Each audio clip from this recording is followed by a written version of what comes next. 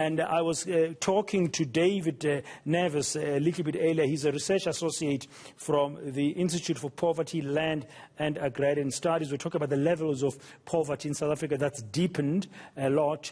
And it's the fuel that's been there, just waiting for a spark for people who are desperate to take the opportunity and take advantage of a protest that started as a protest for the release of the former President Jacob Zuma last week. And this weekend we've seen things escalating to this rampant looting. It's anarchy out and about. It's a crisis, David, but we also have a crisis of poverty. Absolutely. I think your summary of the situation, I think, is very accurate, Dan. Even before the COVID pandemic struck, South Africa had a serious problem of poverty, inequality and deprivation. And what we've seen is a deepening of poverty and deprivation associated with COVID and the lockdowns and the loss of employment. And I think what we're seeing, these very dramatic images on the screen, is a spark that has lit the dry tinder that we already have. So I think this is a very complex complex phenomenon.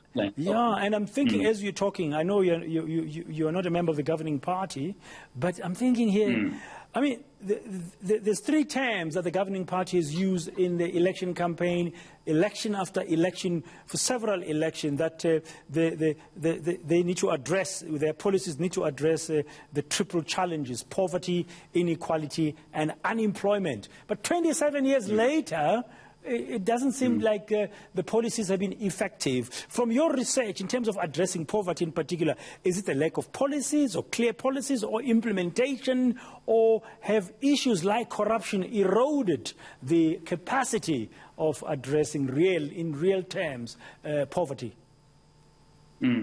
I think the answer to your question is complex, and there are a number of factors. I certainly think that there have been massive structural problems in the South African economy, at a macro structural level, which have been with us for a very long time, and which the state has struggled to remediate. This has certainly been made worse. It's been exacerbated by some of the loss of resources and the loss of state capacity associated with state capture. So I think we've had a number of structural problems, structural unemployment and high levels of inequality, especially considering we're an upper middle income country, South Africa, for a long time. But it's certainly in the last decade has been made far worse by the kinds of state capture and hollowing out of the South African state that we've seen in the last decade. Yeah, the levels of desperation we're witnessing on our screens and that are taking place, playing itself out in parts of South Africa today, especially you see the number of young people, the youth who are out there looting and attacking the various properties and shops and retailers and stuff like that, says to me, if there's been a lack of progress in addressing poverty, and it's a complex issue, surely you can't rely on the same old formula or same old approaches. You need to somehow, you need a revolution of sorts. You need to revolutionize your approach. I mean, because evolutionary mechanisms might not help you now, because you need something now in the short term to quell things down, and then you have to address things in the medium and long term. I think we have seen sort of efforts in the short term, particularly the small COVID grant distributed but it's too small. by SASSA. But David, is too small. Absolutely.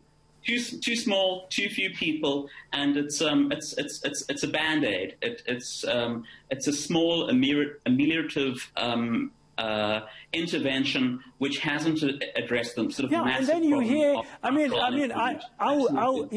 I can't pretend to walk in the shoes of the people who are currently looting shops and stuff like that. But I mean, you get this grant of 350 rand, which has now been suspended. It might come back. And you hear stories of a government department that gives one communications entity a tender of 150 million. And you're thinking, what the, you know?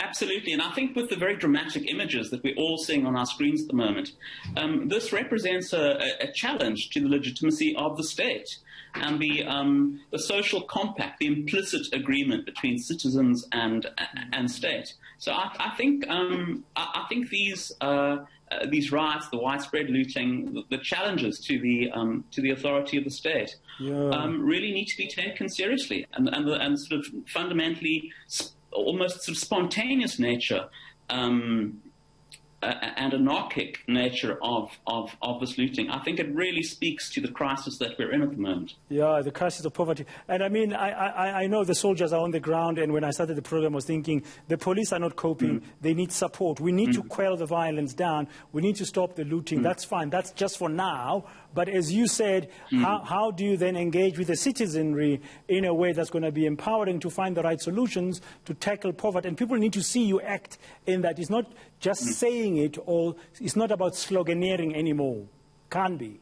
And I think in terms of thinking about those kinds of interventions, I think it's helpful to think of the sort of short-term future, the kinds of immediate sort of interventions which can be made to support hungry and angry South Africans. But I think we still need to have a debate about the structure and shape and future direction of the South African economy, and the way in which a large sector of the South African population, predominantly black Africans, are effectively shut out of the economy. So I think there are much larger questions here. There's sort of immediate questions about law enforcement, restoring calm and the rule of law, but I think there are much larger questions about the structural context of the South African economy and the stake that the average South African citizen and resident of South Africa has in it. I think they're sort of fundamentally challenging questions that we haven't resolved. Yeah, because you're right there, David. I think you're making perfect sense, because if you look at your research that you do, and you look at the numbers that Stats SA issued, the face of poverty in this country continues to be the black majority. And in a constitutional democracy, and we're seeing the young people, the youth form more than half the number of those who are unemployed, according to Stats SA, and half of those happen to be young black women. So you need to have that conversation as you address in the short term this. Do you think increasing the COVID relief grant from $350 a month to a different number, or raising it to the threshold of the poverty line, could go some way in the short term to address and allay, or really help people alleviate a little bit of what they put on the table every day? Absolutely, and a number of organisations, including, for example, the Black Sash, have advocated and campaigned quite vigorously on this. The fact is that the 350 Rand COVID grant is far lower, it's far less than the food requirements for a single individual per month. So absolutely, I think we need to look at what is an acceptable, the value of the what is an acceptable number? What could be a reasonable number? Well, there are a number of definitions of poverty and poverty lines, but you'd have to see at least a 50% increase in the grant to start to get to the value, a sum that would start to sustain a person. So you're looking upwards of 800. That would be towards the higher end of the range, but absolutely. Okay. I mean, I think part of the problem also is many potentially eligible people are simply not receiving the grant. And don't forget that our social welfare system, our system of what we call social grants, there's a massive hole in the welfare net, and that hole is able-bodied or non-disabled working-age adults who qualify for, apart from the small COVID grant, no form of one should understand and appreciate the calls for a universal basic income grant for adult South Africans. I think certainly a number of people have been advocating for it for a long time, and I think there's a very cogent and sound argument to be made for it. Unfortunately, part of what's happened, partially with COVID and the associated lockdowns, is the fiscal space for these innovative forms of social assistance has shrunk. The South African state has less room to maneuver than it might have had 3 years ago, and that it might have had 10 years ago. So I think we're in a very difficult position at the moment. Yeah, a complex, difficult position that maybe calls for bold decisions, real bold decisions. I mean, if the fiscus is in trouble, where do you cut? There are many places where many people have argued you can cut. And instead of having an austere type, austerity gear type of a national budget, you should be doing it differently. But anyway, that's not for us to resolve here. There are all kinds of issues. But in the meantime, the country is burning.